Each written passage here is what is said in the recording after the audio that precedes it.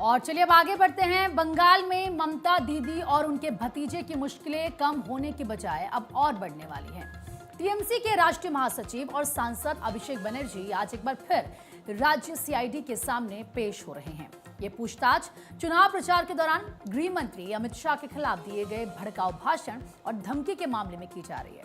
अभिषेक बनर्जी को आज दोपहर 12 बजे कोलकाता में सीआईडी मुख्यालय भवानी भवन में पेश होना है। सीआईडी ने उन्हें चुनावी रैली के दौरान कथित भड़काऊ भाषण देने के मामले में नया नोटिस जारी कर पूछताछ के लिए बुलाया है।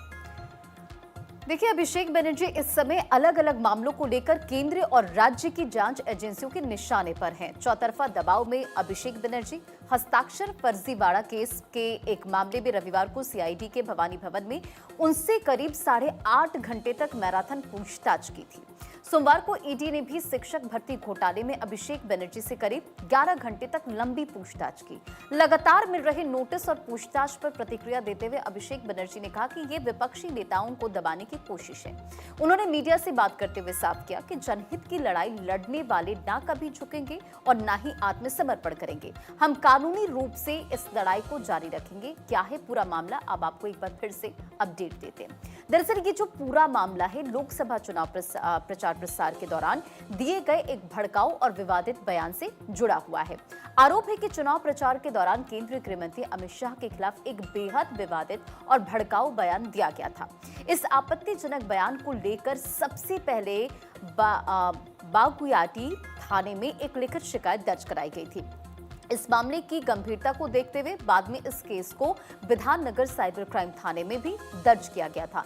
इसके बाद मामले की गहराई से जांच करने की जिम्मेदारी राज्य की सीआईडी को सौंप दी गई। इस पूरे मामले में कार्रवाई को आगे बढ़ाते हुए सीआईडी ने हाल ही में एक नया समन जारी किया और सीआईडी के अधिकारियों ने खुद उनके घर जाकर ये कानूनी नोटिस थमाया, जिससे उन्हें आज यानी कि 16 जून को पूछताछ के लिए सीआईडी के समक्ष हाजिर होने का निर्देश दिया गया है। लेकिन बड़ा सवाल यह है कि अमित शाह को जो धमकी उन्होंने दी थी वो सबके सामने है, क्योंकि उसके जो वीडियो सोशल मीडिया से लेकर मेन स्ट्रीम मीडिया तक चर्चा का विषय बने तो हैं। तो अब क्या अभिषेक बनर्जी की मुश्किलें और बढ़ने वाली है? धनंजय हमारे सहयोगी इस खबर पर अब अधिक अपडेट के साथ जुड़ चुके हैं। धनंजय, अभिषेक बनर्जी की जो मुश्किलें हैं वो बढ़ने वाली हैं और लगातार उनसे पूछताछ जारी है, क्या कुछ और अपडेट है? अभिषेक बनर्जी की जो पूछताछ है लगातार जारी है। देखिए, गुरुवार को शाम को 6 बजे सीआईडी ने पूछताछ किया था, लगभग 5 घंटे। पिछले दिन अगर बात की जाए तो फिर सीआईडी ने उससे 8 घंटे पूछताछ की। कल ईडी कार्यालय जब गए तो 11 घंटे लगातार उससे पूछताछ की और आज फिर सीआईडी ने उसको तलब किया 12 बजे भवानी भवन में पहुंचेंगे। एक हेट स्पीच का मामला पर आज पूछताछ की जानी है। चुनाव के दौरान उन्होंने गाड़ी के बोनेट पर चढ़कर एक बयान दिया था, कहा था कि 12 बजे के बाद 4 तारीख के 12 बजे के बाद कौन डीजे बजाएगा, किसकी हैसियत है वो देखेंगे। तो इनडायरेक्टली गृह मंत्री अमित शाह के खिलाफ एक बयानबाजी किया था, जिससे चुनाव भड़काने को लेकर, चुनाव में गतिरोध पैदा करने को लेकर एक एफआईआर दर्ज किया गया था। उसी मामले में सीआईडी उस एफआईआर को टेक ओवर की है और आज उनको 12 बजे भवानी भवन बुलाया है। पूछताछ की जाएगी, आखिर आपने इस तरह से बयान किस आधार पर दिया था, चुनाव हिंसा को बढ़ावा देने के लिए या फिर लोगों को मोबिलाइज करने के लिए किन आधारों पे बयान दिए, तमाम चीज़ों के लिए उनसे पूछताछ की जाएगी।